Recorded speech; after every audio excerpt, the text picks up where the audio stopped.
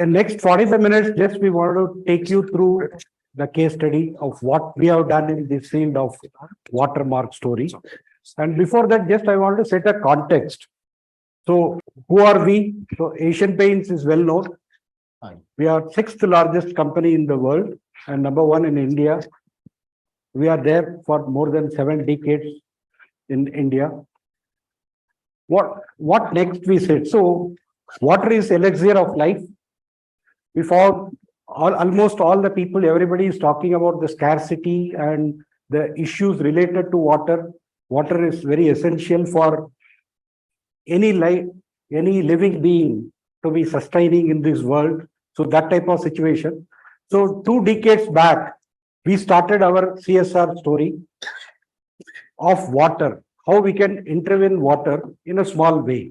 So we have not taken any big theme. We started with a small theme, with a pilot approach, and then do successful pilots, and then scale it up all across India. So that's how the model we started. Just I want to create some idea about how we approached the whole journey. So the basic foundation principles are 3P. 3R, we have started with that. So everybody knows well about that. Then we said our CSR program should be plant-led, not centrally led, plant-led. So we want a lot of ownership from the plant, and all the people from the plant should take lead and move things forward. And central team will govern the design portion and how the scale up can be taken up. So that's how the model we said, which has given a tremendous amount of help for Asian Paints right from the beginning. That's the process we have started. Then we said net positive. So many people are talking about that. Few years back, we are already positive, water positive. But today we have 4x time of water we are consuming. So that's the magnitude we have started. The journey has just started. We have to move long way forward. Then we said very clearly, we understood the community is very, very important. So all our teams are around the manufacturing location. We have 9 plants in India, cutting across all over various states. We said around plants, 25 kilometers in the vicinity, we should do the transformation activity. So that's how we started. We imagined our watermark. We said the community is very, very important for any work. So what we started doing is involving them in the design stage. So the community involvement starts with the design stage and the whole execution piece follows, and then finally handing over to them for any sustenance. So sustenance is being carried out by them. So we handhold them through the process so that the ownership is very, very significantly high. That's how we designed our programs, and we are seeing great success there. Employee involvement is very critical. What we did is, I said, all our activities are revolving around plants, and plant team is the core for activities. We encourage all our employees to participate and contribute in volunteering activity. This volunteering activity cuts across many themes. Okay, mainly Asian Paints concentrate on 3 pillars. One is on water, the second is health and hygiene, third is killing. So these are the 3 big programs we do all over India. So in these areas, we give a lot of scope for the employees to volunteer, and their active participation with the community makes the bonding very strong. Plus, we could execute things with much ease. So that's what we found. So we have employee volunteering program. We have employee volunteering portal, very active. All the people contribute, participate, various programs announced. That's what we did in the next step. Then we said, government alignment is very important. So always we think government alignment is for getting compliance. So some clearances, etc. So we wanted to go beyond that. We wanted to see how we can coexist, how we can complement each other to join in the transformational story of the community. That's our thought process. That's how we have started. But when I interacted with Joe said, Ravi, whatever you are doing is very small. A lot of people sitting inside, they have gone way ahead in government alignment, something he was saying. So I would like to interact with them and get more idea about that, so that going forward, how we can scale in a very, very large fashion. So our ultimate aim is moving out of compliance and see how we can partner together and make wherever we are working much stronger. Then finally, we said tech enablement with IIT-IITian, thanks to Joe. So I will not say we are the first company, but definitely first few to explore this opportunity. So we worked very closely and we explored what it can give. So using satellite imagery, and then data-based approach, the tool provides whatever the GPs available, water bodies available, everything can be seen.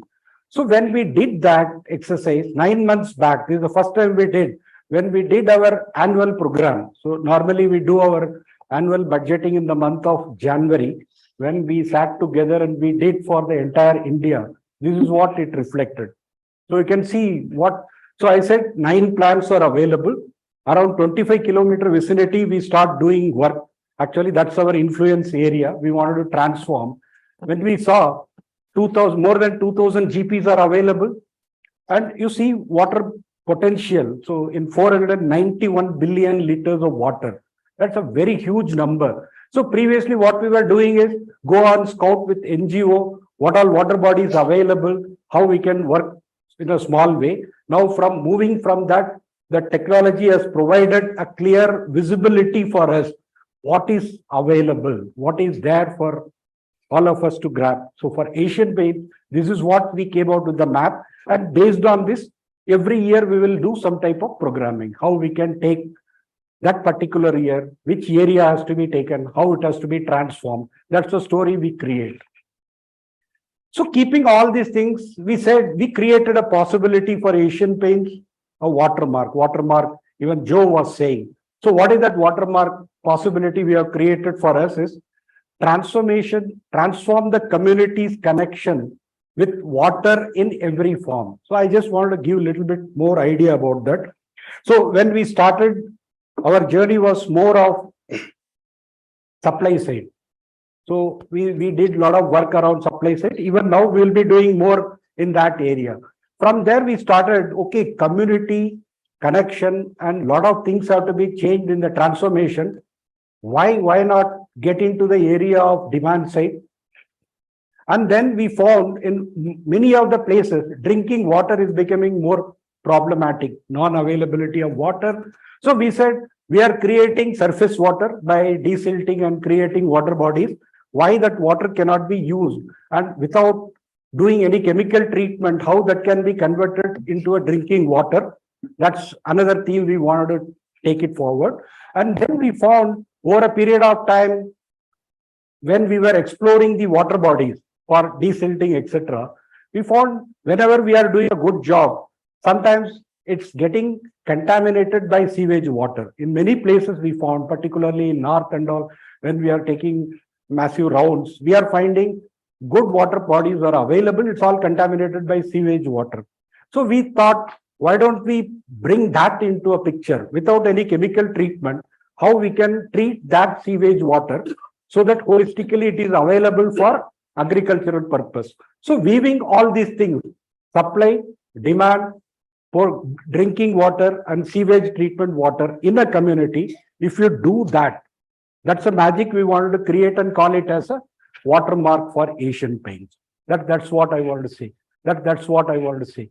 So as a first step, when we started, I just wanted to elaborate the community connection. So community, maybe many stakeholders may be there. Particularly, we focus on Gram Panchayat and then farmers. These two are the communities with whom we wanted to work very, very closely. That's the first step we have taken. And in all form, I explained, all form, every form is very clearly the 4 areas we wanted to touch upon. We have taken various activities. Today, the context is, now I'm handing over to Kiran and Soma. They will take you through the journey of one plant. At Mysore, we have done this transformation work involving the entire picture, what I have created as a theme. So they will take it forward. So that's what's going to happen in next 40 minutes. Thank you. Namaskara. So when you think of Mysore, water scarcity might not be something that will come even in your top 10 list that comes, maybe Palace, after that Chamundi Hills.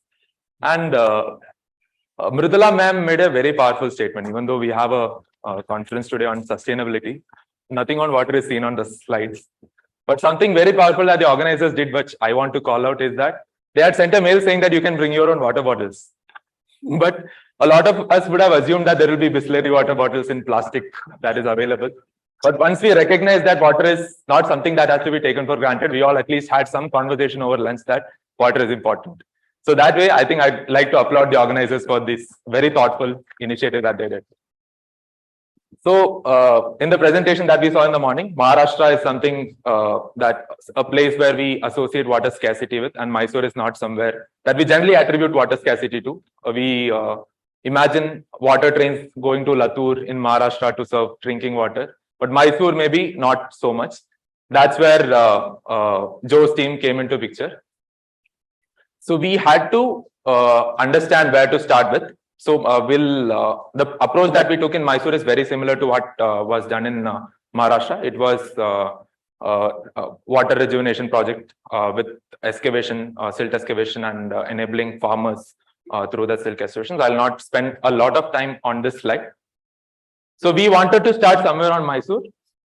With the help of Joe's IIT-IIT team, what we did was an aerial survey wherein we evaluated all the water bodies that are available within a radius of 20 kilometers from Nanjangud, where our plant is located. So overall, we identified 409 water bodies, and these were categorized into red, orange, and blue. So red would be those water bodies where the capture of water is less than 50% of the tank's capacity. Then we have orange, where it is between 50 to 80%, and blue, where the capture is more than 80%. So we decided that predominant focus that we'll have will be on the red water bodies that you see, and wherein the communities that are living nearby are solely dependent on these red water bodies for their water usage. So in case there is a source of water that is perennial, that is available to the community, we'll slightly deprioritize that, and we'll focus only on those areas where the community really needs our intervention to ensure their water supply needs. So as you see, 409 water bodies were identified. And we use a terminology called module. One module is 10,000 cubic meters, which is 10,000 liters of water potential created. So overall, 1,582 modules were identified. A potential was identified in Mysore, which would benefit 31,000 farmers. So once we identified these water bodies where we would work on, we defined a three-year roadmap on what we will do on the ground. So our approach was adopt, engage, and transform. So adopt will be those gram panchayats where we would have done a work of less than, we would have just started off our initiative. Then engage would be those gram panchayats where we would have done work of somewhere between 5 to 10 modules. And transform would be those gram panchayats where beyond 10 modules of work would have been done. So this is the fulfillment structure that we have, the Raichand, Gyanchand, Karamchand, and Moolchand. So it's not in that any particular order. Please don't look at it that way. So we have our central CSR team based out of Mumbai, and this entire initiative is led by the Mysore plant. Are they the right side? No comments.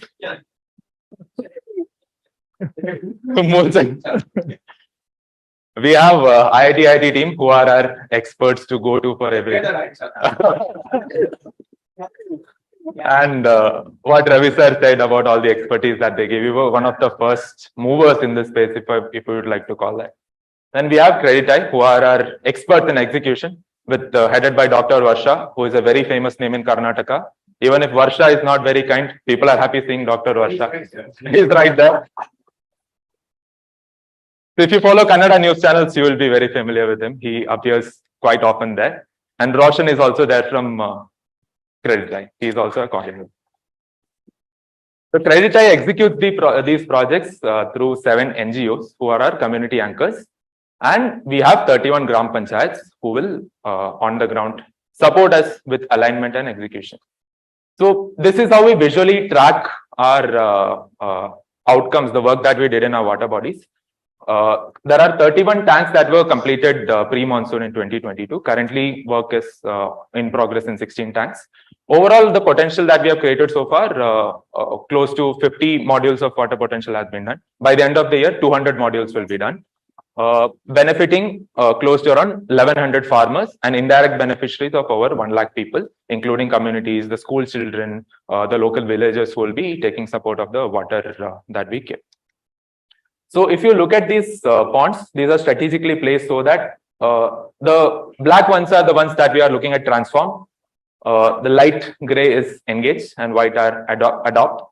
So we have strategically placed our tanks so that the ones that are there in engage would move to transform, and the one that we start off will be in adapt. So our eventual aim is to move most of these gram panchayats into transform. That is the watermark vision that we have.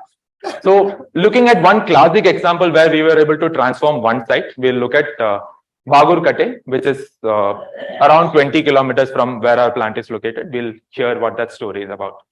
A major water resource for 16 villages was water scarce for around 40 years. Due to our interventions, it is currently overflowing with rainwater, serving the communities around it even during summers. Creating these feeder channels connected various water bodies which transformed lives of everyone around it. So if you see Bagurkate, that tank was something that that place did not see water for over 40 years. So this was inaugurated by our then Chief Minister S. Nijalingappa. After that, it was brimmed with water, but eventually over the course of the years, that saw a lot of sedimentation, because of which water was not there. And now with our intervention, we were able to see that it is brimming with water. And there is a tradition in Karnataka where an offering is given to a river when it is fully filled. It's called Bagina. So the Bagina was offered to Bagurkate by the villagers there. So now we hear that people are coming in buses from faraway villages to see whether actually water is there, so that they can replicate what has been done there.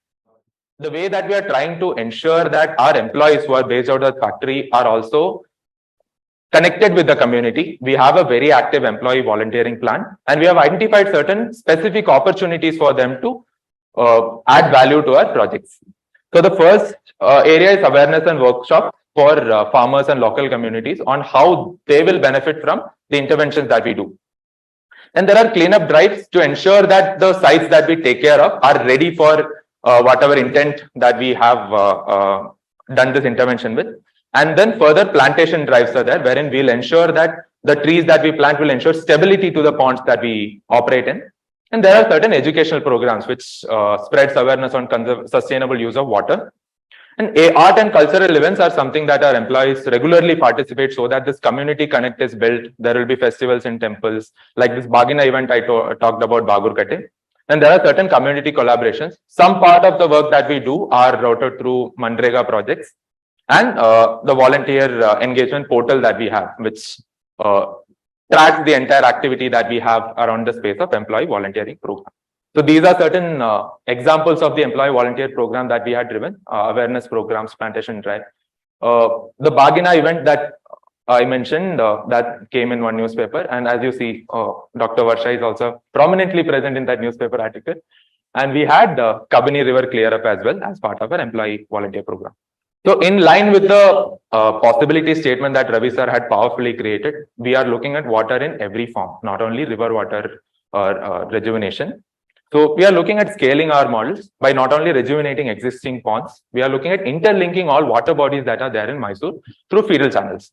So that is the scale up part that we are trying to do. Initially, we were focusing on only rejuvenation of existing ponds. Post interlinkage of water bodies, that will lead to sustainable availability of water throughout the year. We are looking at other avenues for people to gain revenue out of the rejuvenation work that we did. So the river water, the rejuvenation project that we did is called Nama Jala Bhadrate, which translates to our water security in Kannada. Along with Jala Bhadrate, Arthika Bhadrate, the financial security is also something that we are looking at. Then a pilot that we are trying to get on with is something that Ravi sir also mentioned, that there is treatment of sewage water that we are focusing on, phytoremediation for agricultural purpose, and natural water filtration. So that is a project that we are driving called river bank filtration through TERI. And finally, another pilot that we are driving is for recharge of groundwater through recharge pits by farmers. So these are certain initiatives that we are driving under our possibility statement of water in every form that will help communities. Now I'll invite Sekar to take the presentation forward on the outcomes and relevance of the solution. Thank you, Kiran, for covering specifically on what we have covered so far. So just to touch upon the outcomes. So what made this out of the project, what we have made in Mysore. So someone was calling out in the morning session that it's not just about the number of modules, it's not just about the amount of silt getting desilted, but it adds a lot of value to the community and the number of people staying there.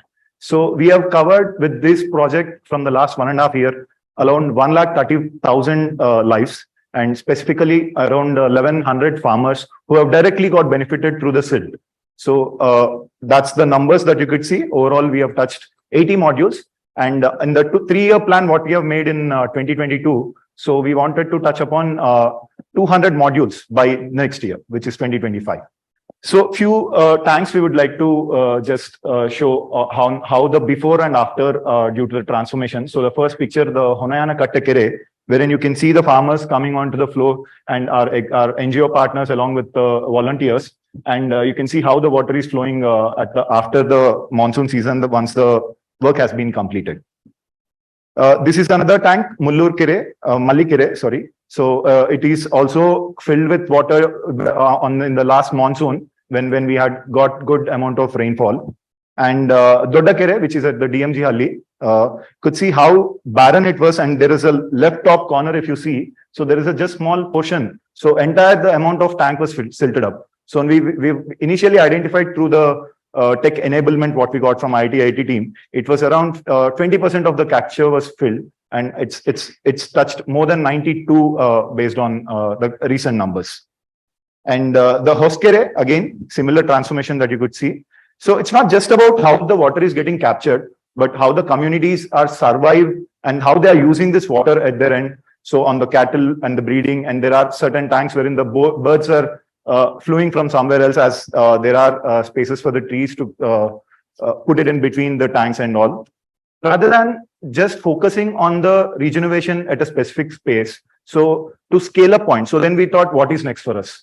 So for us on the scaling part, so connecting all these water bodies within that range of 20 kilometers or 25 kilometers. So that will engage the communities and even provide the water security for the communities even during the non-monsoon seasons.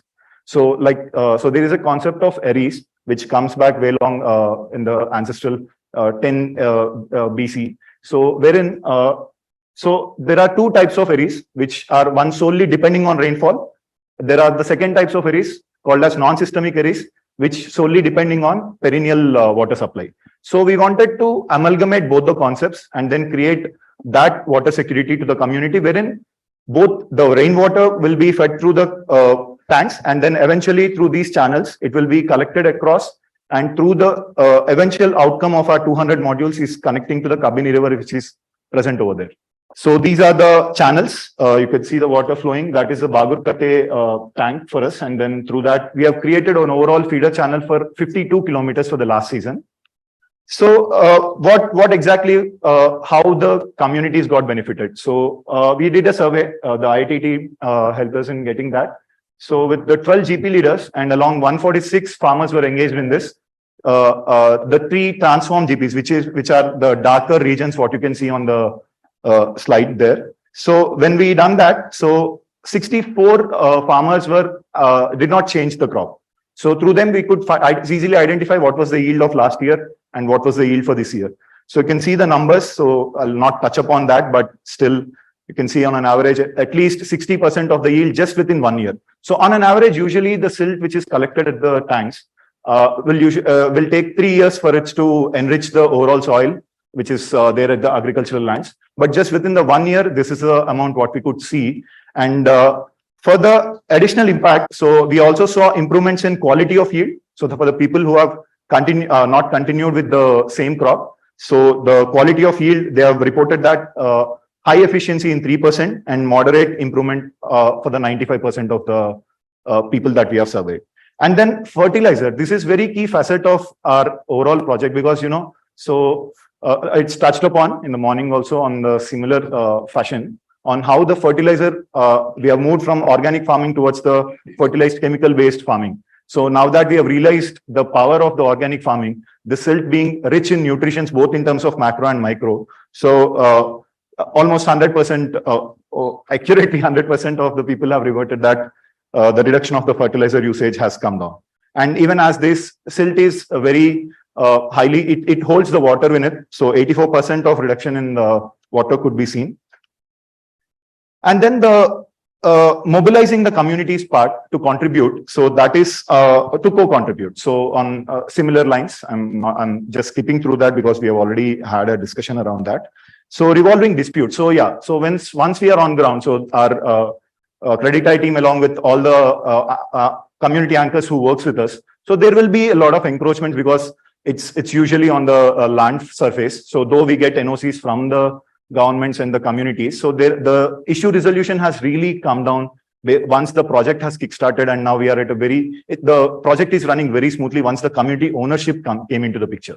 So that's what how it helped us, and even the same reflection when we have checked with the communities, it came through by them also. So they are reflecting the thoughts with us there, and the augmenting the scope with the government schemes. So few of our sites are, even once we have done the desilting, so like stone pitching and the additional bunding has been approved by through the NREGA project. So the TDOs are very active. So thanks to them who are not here. So so 2 of our tanks got approved. One of the tank has even completed the work. So they have a plans to plan for the boating and on the fisheries part and the bird watching there. So almost more than 50 to 20 species of birds flew away and then settled at that particular time. So they want to convert that into a financial opportunity for the community so that it will be beneficial for them also. And then on the engagement part, so they themselves are now farming the tank user bodies. So wherein they could maintain and then participate with us along with us. We have a volunteering campaign which was covered by Kiran. So how we our employees will go on to the CSR projects and then do some sort of an interventions there. So when we do the Shramdan there, they voluntarily participate with us, and then they themselves are creating these groups of fisheries and all, because once we hand it over to them, it's on them that how they maintain and then how the survival of the tank comes into the picture. So what actually we are seeing from them that's getting changed. So so just to cover it in summarize that, how it started, it was a push-based culture to a pull-based culture, what we are seeing. So there's a tremendous shift in terms of the behavior, in terms of the approach, in terms of the execution part. So all these 3 things capturing together. So when we started, we had to go down, conduct the focus group discussion along with the NGO partners and the village heads, along with the farming community heads, wherein we used to convince them on that, yeah, this is the silt which will be very much beneficial for you. And then how to get started was something which we had to tell them. But now how it's changing is that community itself is approaching us when we have this powerful methodology what we have used on adopt, engage and transform. So whenever a GP is getting transformed, the others are learning from it. So one tank is getting created, a word of mouth is passing on to the other nearby communities, wherein they themselves are coming back and then saying that, why don't we do it here also? And so from how to get it started, we have changed the dynamics to how the lasting impact. So how the tank will serve, how to sustain this project for the generations to come by. And being a more skeptics in the community, I mean, to challenge on whether it's really useful or whether we should really maintain that, why not we can continue with the source of agriculture, what we were doing over the past 10 to 20 years. And then on the external persuasion was needed from the leaders, specifically leaders who understood the organic farming and the benefits of it. They used to convince the others, and the other partners used to join slowly. Now those things are, they are converted into advocates for us. They are themselves preaching, spreading the word of mouth to the other communities, their relatives and other sources, and then even self-motivation. So now there is no need for us to go there and then say that this is needed. They themselves know that it's needed. So that kind of a motivation, proactively they are coming forward. And then from the doers, based on what was communicated, they were just doing, okay, now we'll schedule a tank for today and then we'll carry the silt. Now the shift in towards the end-to-end involvement. So right from the focus group discussion till the handover to the community, end-to-end, everything is community-based. And a lot of dependency was lowered down, and the proactiveness has really improved at that level. So few specific examples of these changes, how powerful it got created, was on GPs approaching us to get started work in their area on the adopt, engage and transform methodology, what I have communicated. And the pre-clearance of debris and clearing this stagnant water. So Mysore, sometimes after we start the work also, there will be scattered rainfalls happening. So whenever there is that rainfall happens, so with water, we cannot continue the project. So they themselves will clear it and then ask us to do it. So earlier it was kind of we clearing it and then continuing the work. Now it's changed to that, and then GPs and even the leaders are actively participating in that.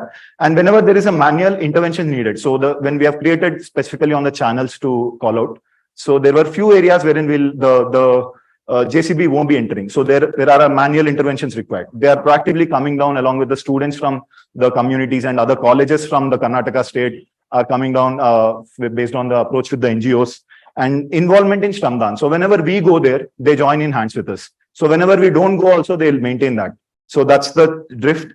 And then submitting letters towards the Manrega. So this thing has come up from the community. So once we hand it over to them, so they went and asked the government, why don't we do why don't we execute it with the stone pitching and other activities here? Because it's almost 10 to 11 modules that we have created. That was a landmark tank for us. That was first a landmark tank for us. And creating employment and financial opportunities like fisheries, boating, and bird watching. So as we see the economic value, the project becomes more viable and visible towards the community ownership. So both of them will come out together in tandem. So this is a specific example of the Bagurkatte tank, wherein they themselves have formed a user group to maintain. And then, so we wanted to further create an opportunity in that space, but the water is not coming down. So even there is no rainfall for the, there is it's really scattered over here in Mysore at least. So I don't know how Bangalore is seeing rainfall for this year, but due to the El Nino effect, so we really are not seeing any rainfall. So, but still this tank is standing tall and then providing that water supply. And people who are not cultivating paddy, so they were doing it 40 years back when back then the chief minister has created that, the check dam there. So then since then, once the silted up portion of it came up, so now they are started growing paddy as well. They are even calling us for lunch based on what the harvesting season comes in. So we'll just hear it out directly from them on the, so I'll just give a brief introduction. So this is Mr. Shivanna, DC, who is the Panchayat Development Officer at Gopalpura, wherein he was phenomenal in getting the Manrega approval project done for us. Then Mr. Rangaraju on GP member at the Kudlapura GP. And then Mr. Mahadev Swami, the Panchayat PDO at Suturu and Tagdur GP.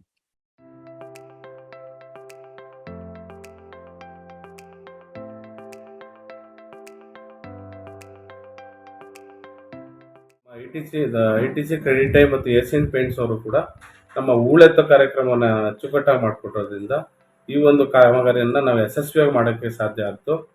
ನಮ್ಮಲ್ಲಿ ನರೇಗಾ ಯೋಜನೆ ಅಡಿಯಲ್ಲಿ ನಮ್ಮಲ್ಲಿ ನಮ್ಮ ಕ್ರಿಯೋಜನೆಯಲ್ಲಿ ಏನು ಕಾಮಗಾರಿಗಳನ್ನ ನಾವು ಮೊದಲೇ ತಗೊಂಡಿದ್ದೋ, ಹಾಗಾಗಿ ನಾವು ಸುಮಾರು 40 ರಿಂದ 50 ಲಕ್ಷ ಅಂದಾಜು ಮೊತ್ತದಲ್ಲಿ ಬಂಡ್ ಸ್ಟ್ರೆಂಥನಿಂಗ್ ಮಾಡಿ ಕಲ್ ಪಿಚ್ಚಿಂಗನ್ನು ಮಾಡಿ ಮತ್ತು ಅದನ್ನು ಸಾರ್ವಜನಿಕರು ವಾಕಿಂಗ್ ಮಾಡೋಕ್ಕೆ ಮತ್ತು ರೈತರು ಜಮೀನುಗಳಿಗೆ ಹೋಗೋಕ್ಕೆ ಅದನ್ನು ಮೇಲೆ ಏರಿಯಾ ಅಭಿವೃದ್ಧಿ ಮಾಡಿ ಮತ್ತು ಅದ್ರ ಮೇಲ್ಗಡೆ ಒಂದು ಮೆಟ್ಲಿಂಗ್ ರಸ್ತೆಯನ್ನು ಮಾಡಿ ಅಭಿವೃದ್ಧಿ ಪಡಿಸೋಕ್ಕೆ ಸಹಕಾರ ಆಗಿದೆ. ನಾವೆಲ್ಲ ಪಂಚಾಯತಿ ಸದಸ್ಯರುಗಳು ಮತ್ತು ಊರಿನ ಮುಖಂಡರು ಎಲ್ಲ ಜನ ಸಾರ್ವತ್ರಿಕ ಸಮೂಹದ ಜೊತೆಗೆ ಹೊರಗೂಡಿದಾಗ ಜನ ಸಹಕರಿಸಿ ಇದನ್ನು ಉಪಯೋಗ ರೀತಿ ಬಳಸ್ಕೋಬೇಕು ಅಂದಾಗ ಎಲ್ಲ ಸಹಕಾರ ಮಾಡಿದ್ದಾರೆ. ಈಗ ನೀರು ತುಂಬಿಕೊಂಡಿದೆ, ನೀರು ತುಂಬಿಕೊಂಡಾಗ ಜಾನುವಾರುಗಳಿಗೂ ಉಪಯೋಗ ಆಗಿದೆ.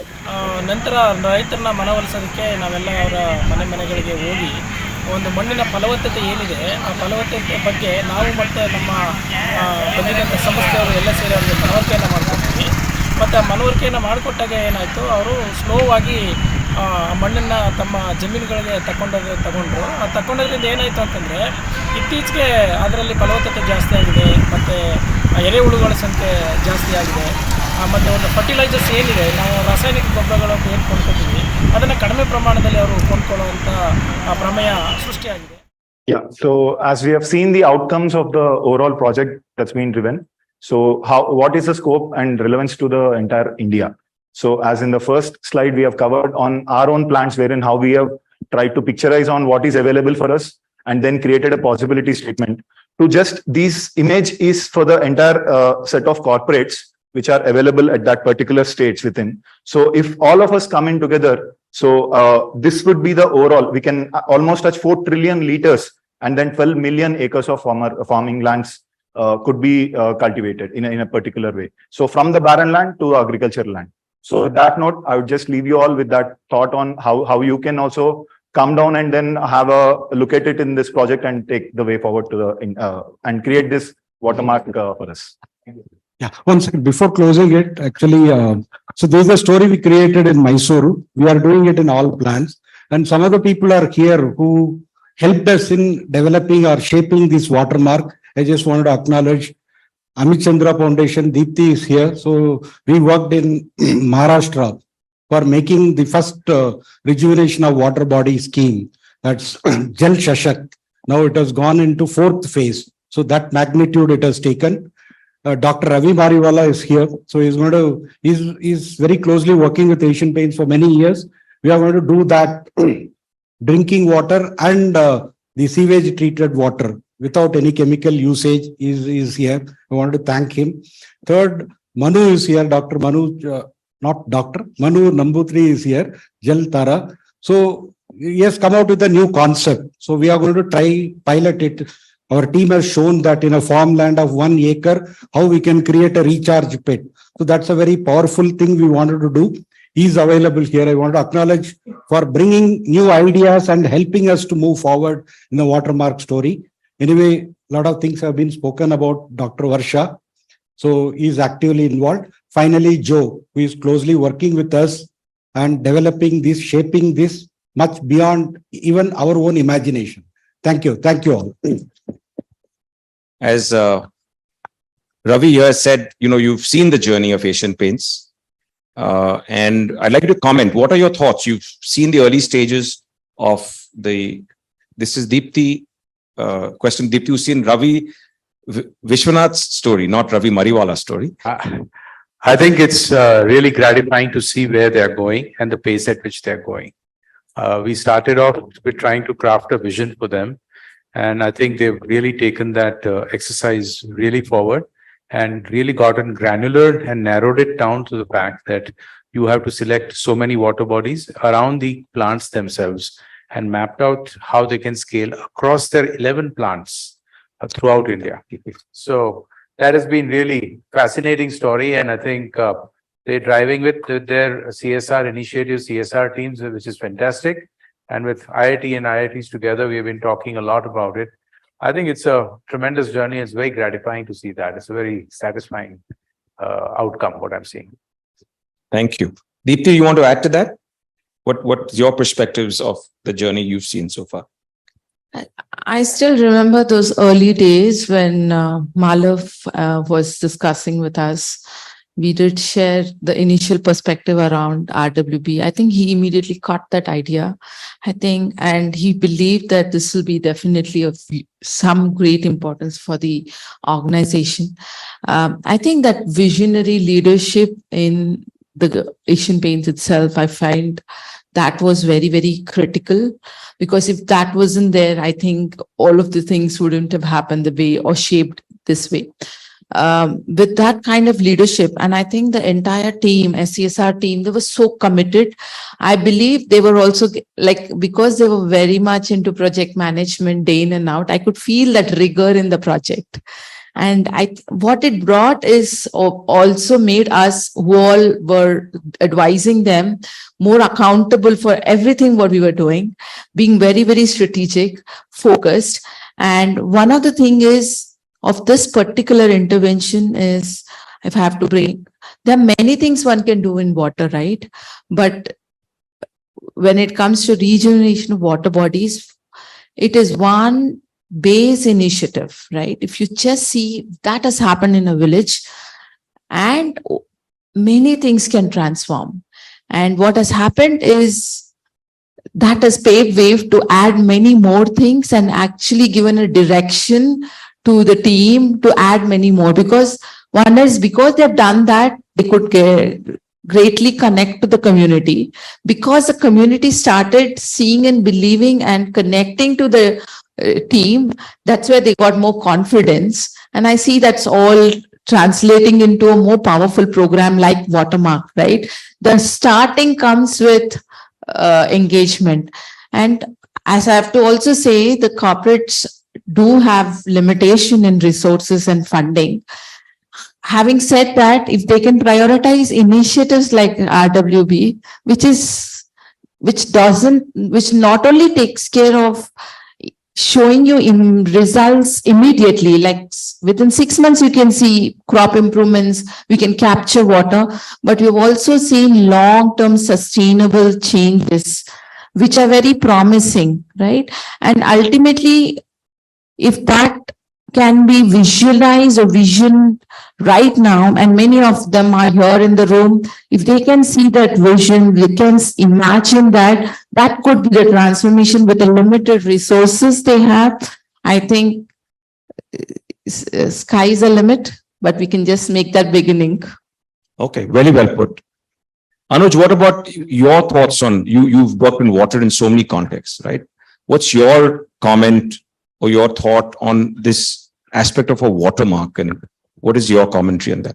So yeah, I think what the other two have already said, but maybe I see it slightly differently to say the beauty to me in this program design is trying to optimize for the water as a single resource.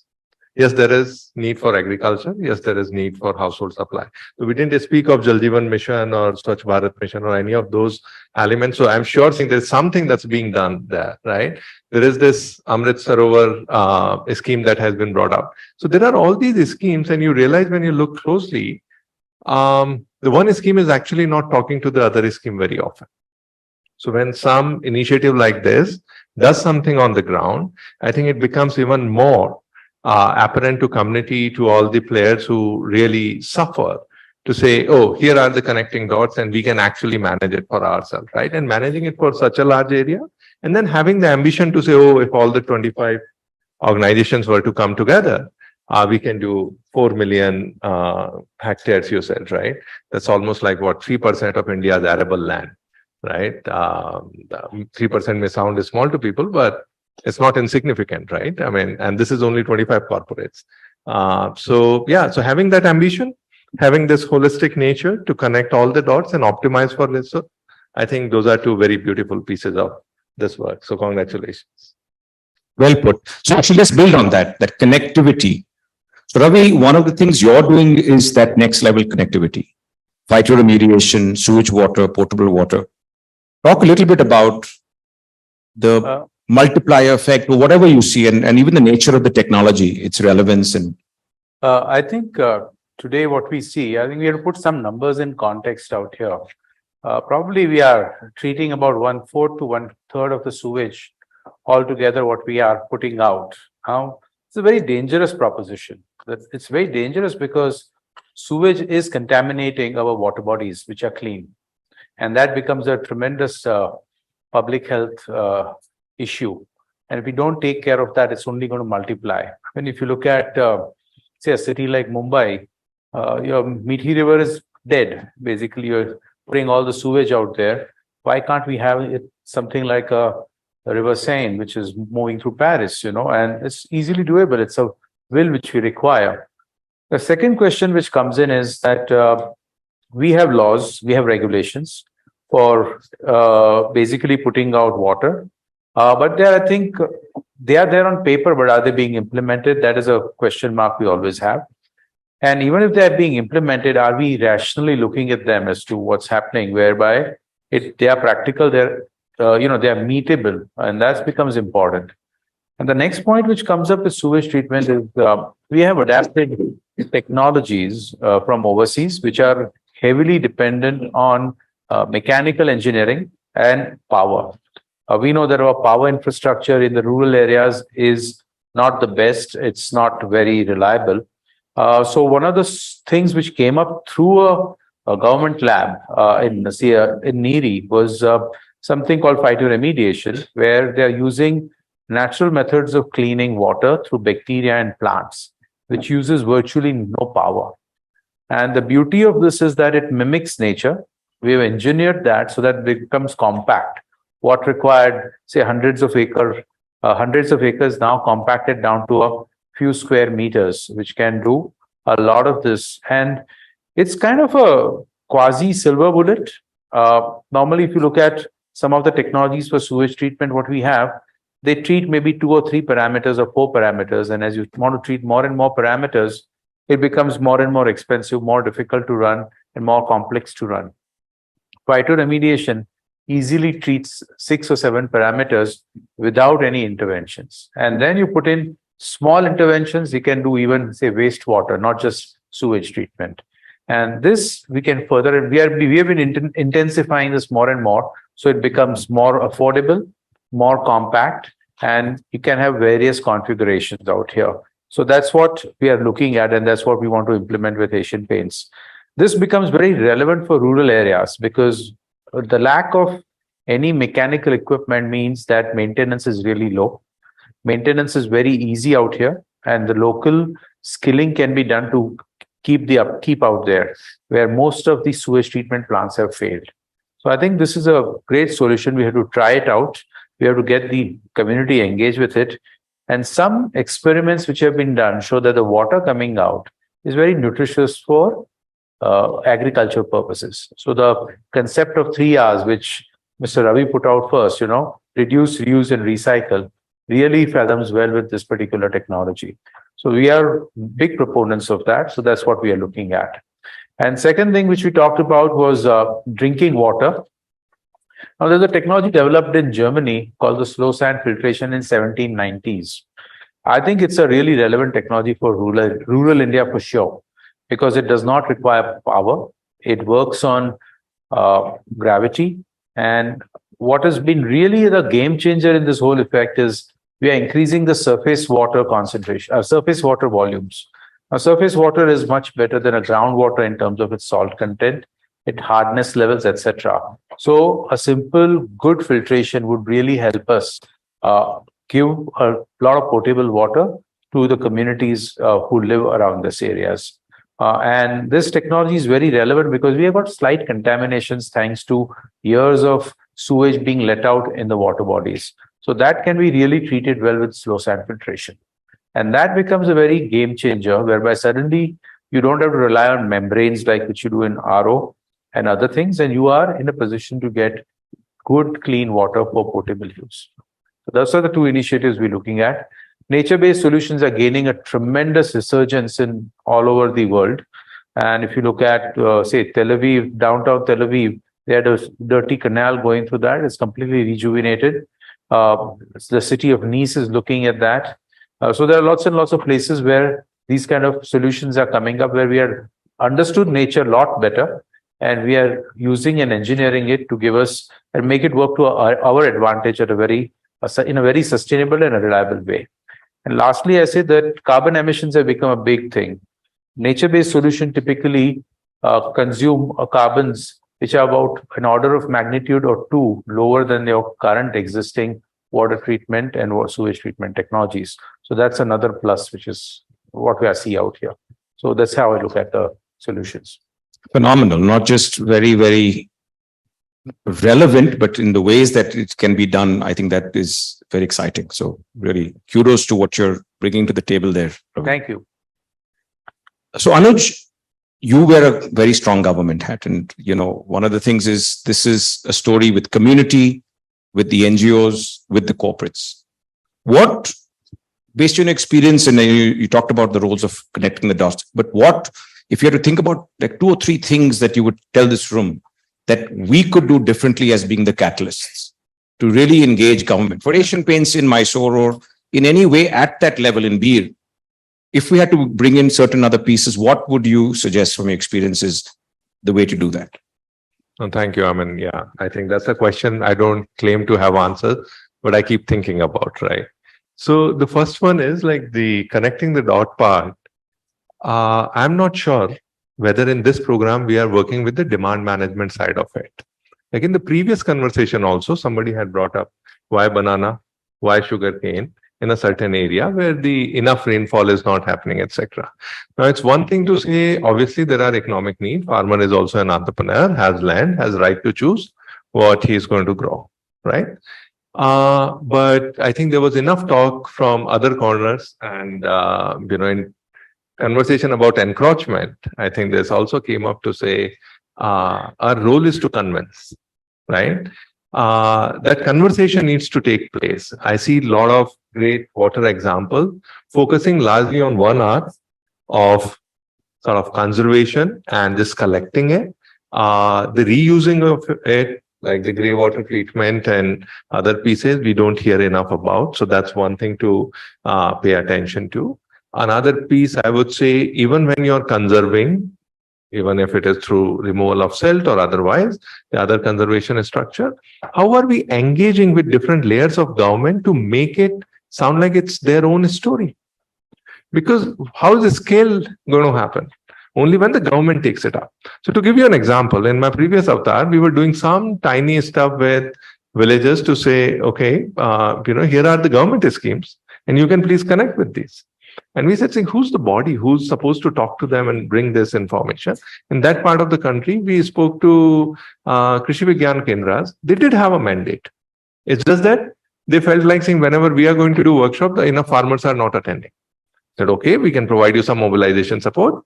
And lo and behold, you had about 3,000 farmers undergoing that program and about 12,000 acres being represented in that. And only about 600 of them actually applied for some scheme, of which only about 150 got it. So first of all, so there are two learnings here, right?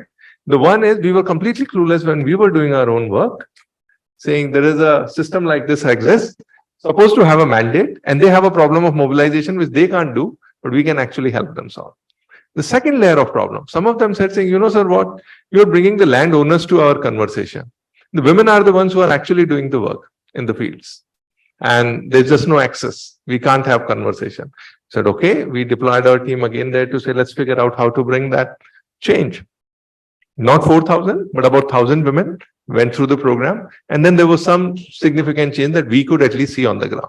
So there is this filtration in these processes. So when we think about 25 corporates taking in all over the country, please also be ready to apply these discounts, right? And the learning here is there are enough and more government schemes and departments and layers. I find my experience, I could be wrong, many times very well-intended initiatives are clueless of saying, oh, this was also a scheme, or this was also a team. So we need to find that enough and tie that together. Because see, there are enough number of pearls in this country. We are fortunate to have a lot of pearls of wisdom, all chance, right? The Gyansan comes and it will keep coming. But where is the thread? And I think I would encourage and invite this room to say we become the thread.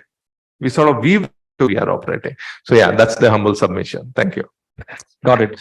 So broadly, I think it's bringing that cohesive story into your and getting the right stakeholders to have it. And I think it's starting with the Gram Panchayats.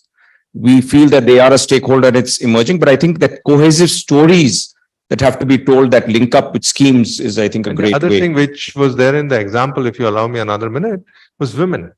And the women. Right? I mean, sorry to say, look at this room to begin with.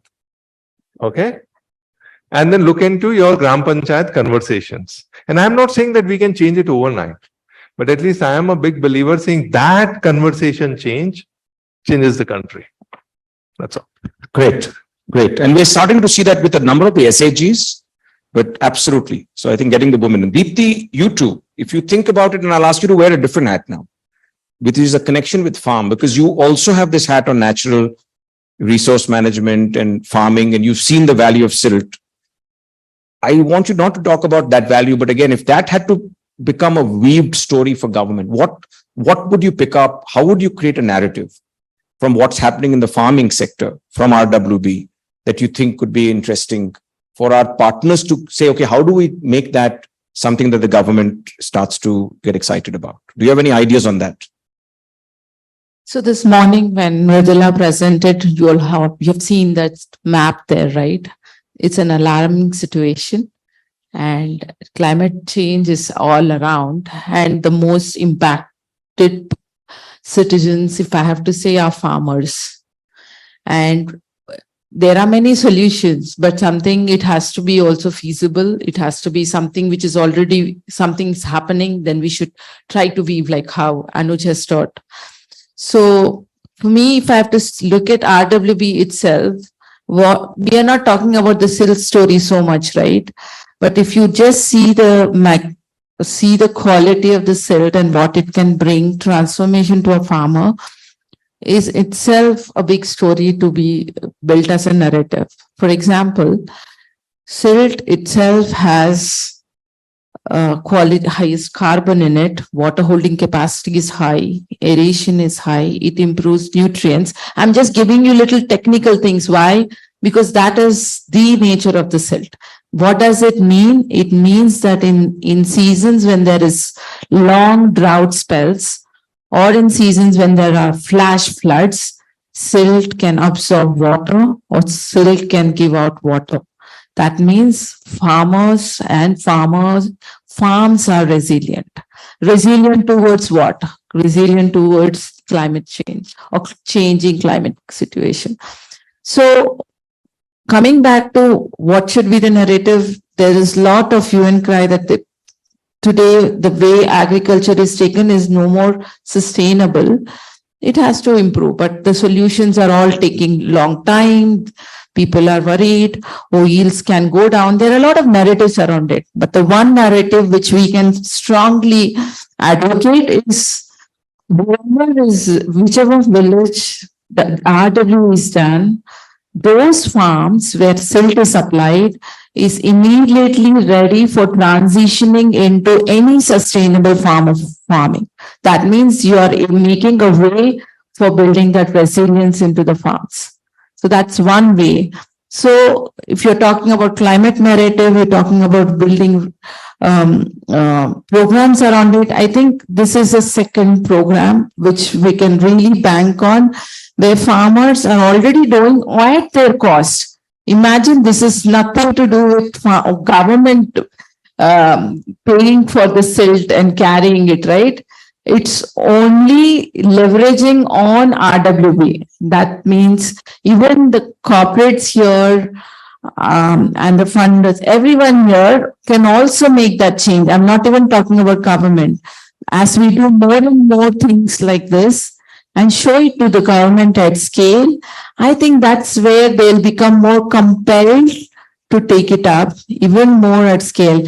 There are different schemes, I don't deny it, but I'm saying pure operations of that scheme is government is really clueless. I myself am managing a World Bank project in Tamil Nadu. I know how it is. Entire government machinery doesn't know how to execute. It's the PSAs who work, actually help them execute, and they themselves execute. Because they're really, either they're not interested to know how to do. Even if they're interested, they don't know. They don't have capability to do.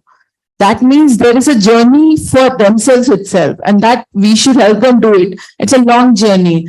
But at least now, if I have to say from a RWB point of view, we can definitely make a change to the farming community by just bringing it as part of a water strategy into if we have a water strategy in our CSR agenda, if we include RWB, we are actually the farmers are subsidizing our project, if you have to say that way, because they are doing it. I have to bring it the other way. Because the farmers are taking the silt away, we are able to work there. So I think they are doing a lot more for us.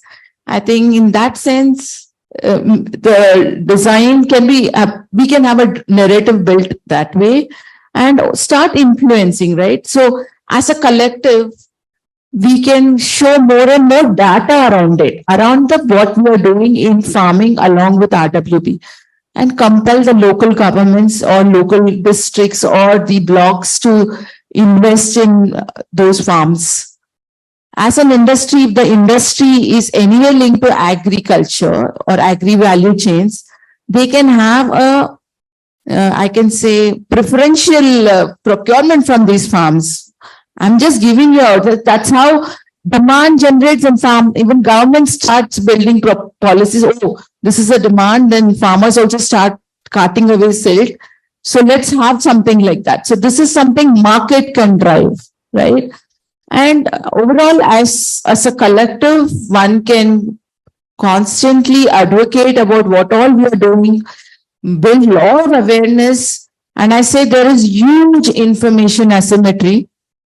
Farmer doesn't know exactly what to do. Corporate doesn't know exactly what to do. There's so many chains where information is not unlocked in a manner that is easy, digestible parts. So if we can do that as enablers, then I think we can make this whole thing work. We can bring in both water and agriculture story and build that narrative and compel governments to move faster, because the climate story is not something to be solved tomorrow. It should have been solved yesterday. So we all as a collective have responsibility. We are bound to have our duty to do it, but we will do whatever we can do. Governments have to move ahead in a faster way, and we should help them do it. Sure. No, I think lots of very good points. I mean, I won't even, lots of very good points on the narrative, the connection, the incentive with the community. And so thank you very much. I think that sets a very, and the role that we can play in our own way in bringing it together. I think people have pieces of it. So Ravi, on a third front, which is the waste front, right? And again, what is it that's going to take that conversation? And we have corporates in this room and foundations and others, and even NGOs working in it. What creates that story to influence policy? Is there something? And what, if there are few pieces, if people did it in their own way, but if it came together, like that circles that Somsekhar showed, all those circles are across the country. When we started, we talked about people being there from all states. Is there something that corporate India, while working independently, can bring together as a narrative in this waste story? And how would that be? What would be you pick in your narrative for that? So one of the things which I've been thinking about is that in the past few years, we talked about corporate social responsibility. I think we need to change the narration to corporate sustainability stewardship. Corporates have to think what Mariwala said earlier, that government is not going to care about water as a subject, which is going to come up out here. So I think corporates plus the citizens will have to take a lot of things in their own hands. And for doing that, what is required is a whole journey of basically making the solutions available very easily, and to take a parlance from IT, an open source solution which can be easily adapted in various formats. And what I really liked about your narration on desilting was the modules you create. Same way, if you create modules, then the scalability improves dramatically across the country. And let us generate a lot of capacity in this matter. I think what Deepthi has been saying about building awareness, if I was to divide the water problem naively, I think 50 to 60% is about awareness. 20 to 30% is about management of water. And technology is about 10 to 15%. It is not a bottleneck in that sense. That's available. How do you take this technology from, say, 100 installation to 100,000 installation is the challenge. And I think if you look at those kind of scales, and those are the scales which are required to solve the problem, then I think we have to really look at bringing in a lot of capacity building at either a local level, a manufacturing capacity building if you want to make it modular. And I think this requires some thought and some little bit of experimentation. I think little bit of experimentation, little bit of computer modeling can really cut down this time, effort, and bring down the cost dramatically. And I think it's a very doable thing. To me, raising the awareness about sewage, I think sewage was never paid attention about anything. I think this is something, we went for a Swachh Bharat Abhiyan, where I think the toilets and Swachhata was really brought up, a behavioral change at a very large level. And it has yielded some fruits out there. I think the same way, something about sewage, we can take it up. I think that would also be a huge and a service to the nation in that sense, to be able to get away from it and saying that we are basically sewage-free nation. And as a result, I think the cascading effects are going to be enormous. Your water bodies are going to remain clean. I think contamination, public health is going to improve. Your cost of healthcare is improved. The cost of insurance on healthcare will start improving. Plus the productivity increases, which is also going to have a cascading effect on your GDP growth and the better purchasing power or lifestyle of people also. I think that's how I look at the whole issue on taking it all across the nation. Because today our performance is dismal. We are we are, I think, saying a quarter of your water which comes out is only treated. And that also, I think we are hoodwinking. If I start looking at reuse and recycle of that, how many cases I've come across whereby people say, oh, there is discoloration, there is smell, etc., which means we are not treating the water to the extent it's supposed to be treated for reuse and recycle. So I think there is some intervention required. The pieces of knowledge are available. We have got the Gyanchand with us. I think having the Karamchands to get it working on the ground is very essential for that. Got it. Thank you. All right. So we're going to wrap up now, but if there are a few questions before we go. Firstly, it's extremely impressive. Thank you so much for the good work and all the participants who have made this come through. I'm really curious to understand what's the kind of money input that we're expecting or needed for one CSR to do just the Mysore, like that's an example. If you have any sort of indicative number. So whatever work we have done is approximately 2.5 crores to 3 crores. And this is over a period of how many years? Every year, 1 year. Each year. Each year. 2.5 to 3 crores? Yeah. Per year, per site. This is 1 year, Mysore alone. We are saying 2.5 crores to 3 crores. Yeah. So, so roughly 3 crores, like sir was saying. So on our the 3-year roadmap for us. So when we started, so the numbers was one. It was for 10 modules. We started. We'll just pilot it out. We'll see how the project will be running. So then at Namajala Bhadra 2, we have made 36 modules. And then this year, which is Namajala Bhadra 3, we have a promise for more than 65 modules. So which cumulatively comes up to 120 around. And then by the end of next year, we are at 200 modules. So for modules means one module is 10,000 cubic meters. So which translates to 10,000 kiloliters of water. No. So once we hand it over to the community, then the comes into the picture. So it's nothing related to us. So we do the desilting and engage the farmers. Then post that, so the community involvement along with the Gram Panchayat, wherein the active participation, if it's coming from the GP, we'll advocate them through our NGO partners. So, but it's up to them to choose. Works in two ways. One is whatever money we are putting, it's desilting, and good silt is being taken by the farmer. If that silt is not usable, so conducive for that farming, it will be used for creating a bund. Okay, so Manrega is coming into the picture for stone pitching so that it can last for a longer period.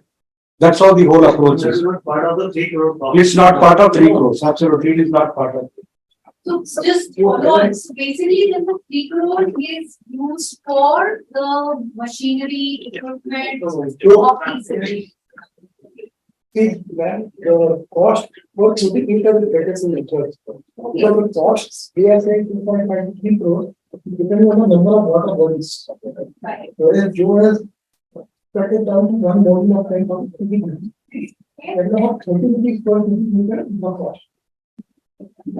Taking an average of 1,000 rupees rent of a JCB machine. Yeah. So on the you could. So 3 lakh rupees is the cost for one body.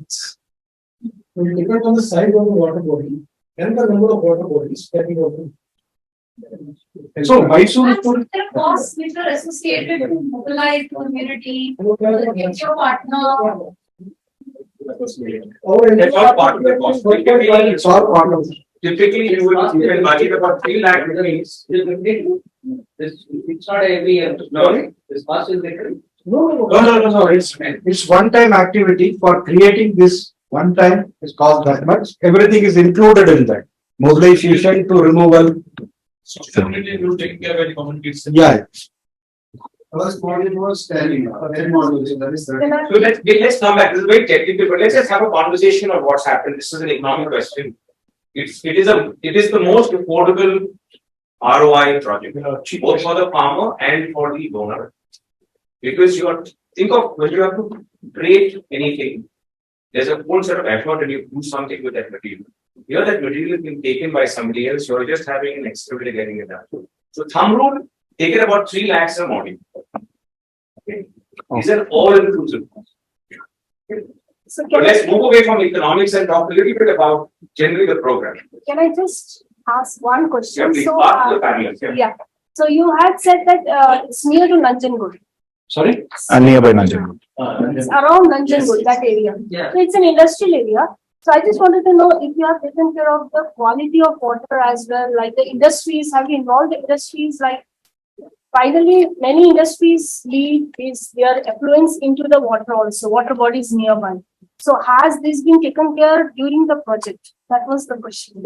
Yeah. And what's No, so the water bodies are identified in such a way that it's not contaminated, no contamination will be possible there. sure if like No, but it's far away from the industries, I'm saying. So it's not closely located. So it's all interior in Gram Panchayat where you have this available and no connection with any of the industries. So it's not very near proximity. and also you said that like you are connecting all these water bodies, 30 whatever you said. So are they actually a connected water body or you are now trying to connect it? It's historically were they connected? Have Yeah. you seen that I'll take historically inside there? Yeah, sure.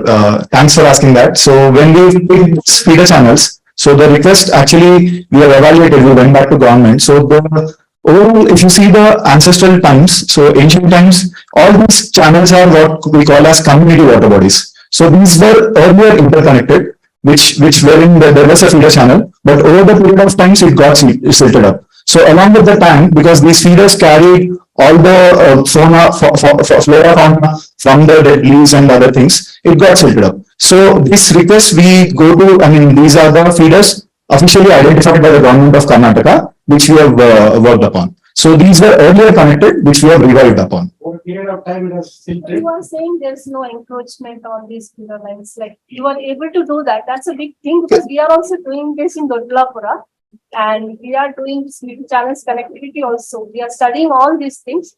Many places there are like a lot of encroachments and all these things. So did you face any such things? We have in few, so I pass this to Dr. Baksha. So we have faced, he'll answer. Thank you, Ananda. That was the issue everywhere. So without encroachment, there is no tank or feeder channel is available in any part of the country. The thing is, our objective is not to fight with farmers or from the non-one person. We need to convince. First is we need to convince. To sum it up, that was the push to pull driven what we have showcased now. Yeah. We'll use the excavators to excavate the silted up portion. So we'll go deeper, one meter around. So 1 to 1.2 max. So once the silted up portion will be given to farmers, at that portion is rich in nutrients, it would be used at his agricultural fields, thus creating the overall potential. Yeah, these are rain-fed ponds that are silted up. So when the rain falls, no water collects there. The water just flows away. When you create the ponds again, when rain falls, it can catch the water. It's as simple as that. So all of these places where he showed you the reds, you will think it's a football field, but it is actually a lake. So that is the state of most of rural India. When he talked about it in Delhi, and he said beer was capturing 26%, 74% is silted up. So that's the issue of sedimentation. I think one of the things we have learned is when people even talk about how long this lasts, sedimentation is a natural process. And many NGOs and even government programs say, let's build new assets. But whether it's an old asset or a new asset, it will sediment. Sedimentation is a natural part of any natural system. So your cost of sustainability, whether you spend it, government spends it, or community spends it, sedimentation needs to be taken care of. The beautiful part of this model is the economics are so positive that farmers are happy to take it at their cost. You have to just reconnect them to that process and give them the confidence to do it at scale. One farmer cannot sediment a lake. 1,000 farmers can, but they don't work with each other. This process, you catalyze, the 1,000 farmers come and each takes what they want. and then they can continue to support it themselves. So it's a very simple process that way. And that's what we're starting to see. That's what is called rejuvenation of water bodies. I will talk about it. We map with our technology 500,000 of these across the country. And the average performance of it is 33%. So 2/3 of our entire country's water capture capacity is not being used today. The rain still falls, but it is not being harvested. So let's now move on. Okay, one last question and then we'll move on. And you can continue to ask them, but I want the panelists also to come and provide some perspectives. Only one, I just wanted to add something. He was talking about the farmer taking the silt by paying. We have seen a lot of stories where the marginalized farmer, so who are unable to pay something, is being paid by the community as a group. They are giving that money and helping that person to take the silt. So the community becomes very strong over a period of time, and they take care of the assets, whatever we are creating. So much, see, initially there were a lot of resistance we also found, but over a period of time, it is taking a big shape. So wherever we have done, it has gone into a tourist spot. A lot of things are happening around that. Village stay, to fisheries, boating, trekking, a lot of things are moving around. Just like in the morning, one panelist was saying, when water is available, everything is revolving around that. So that story is very visibly seen by us everywhere. One last question and then I do want to panelists. Please, Ravi. Sorry, I have no question, but I have something to add, getting more information from the government side. So I'm Ravi over there. I'm representing GIZ, Government Development Corporation. And then because this morning we're talking about the distribution of water bodies. So there is a program by Prime Honorable Prime Minister, the program called Amrit Program. I am sure everybody must be aware of. So Amrit Program is the also a program by the special initiative of the Prime Minister's office. The idea is to make such rejuvenate water bodies, 75 water bodies in each district. So far, 1,12,000 water bodies has been identified to be distributed, and 66,000 water bodies across India has been made as Amrit Program. So Amrit Program is just kind of what both you people are doing. I think is commendable. But with government, I think you can combine because government is also searching for more sites which can be becoming Amrit Program. And the convergence with the public sources, such as national scheme, where Prime Minister is putting some focus, I think will bring more value to the program. That I wanted to Yeah, absolutely fine. Absolutely fine. So in fact, we have put our model also saying working with government agencies, not compliance, and actually how we can partner. Possibly we'll meet and get some more clarity on that. Sure. Okay. Thank you, Raji. So all Gram Panchayats have the Sampan Sarovar details. Like wherever they are rejuvenating. That's right. And Curated is working with them. So it is happening. We're aware. Thanks, Raji. But it's happening in all of our places. The NGOs are working with partners around that. So who wants to take the question on how it's distributed? There's a question on why there's not enough adoption. And we want to know about gender mainstreaming. So you'll take the question on gender mainstreaming. Yeah. So it's the silt management. I guess it's probably already covered by Deepthi when she talked about farmers leading it. So whenever we approach a particular Gram Panchayat, we already take the demand silt requirements. So when we do the focus group discussions, we collect, the entire gathering would happen, and we'll take from respective person what amount or what quantum of silt is required based on his farmland, basically. And then, yeah, we would segregate and prioritize the small and marginal farmers and then cater to the requirements for the others. So honestly, your question was the status of gender mainstreaming. I don't think I have any data or report to quote from. But what I can tell you is what's the status of design. So say VWSC is supposed to have members, right? The honest truth is in most places where we worked in the past, we either found them non-functional or uninformed that they're part of VWSC, right? So honestly, on paper, the design exists. The practice is far from, that design. So the very fact that I don't have a data to quote to you saying this is the level of gender mainstreaming tells you saying that's not even being tracked. Yeah. So that's only I am talking about VWSC. I'm not sure in RWB because your question was very specific to RW. But I think that sets a context. I think measurement is lacking. This was response to that one small, that IIT Chandra Foundation has funded a 5-year sustainability study, which is actually measuring all of that. Maybe the foundation can definitely provide that. As far as I know, they've initiated multi-dimensional study, which takes care of all of these elements.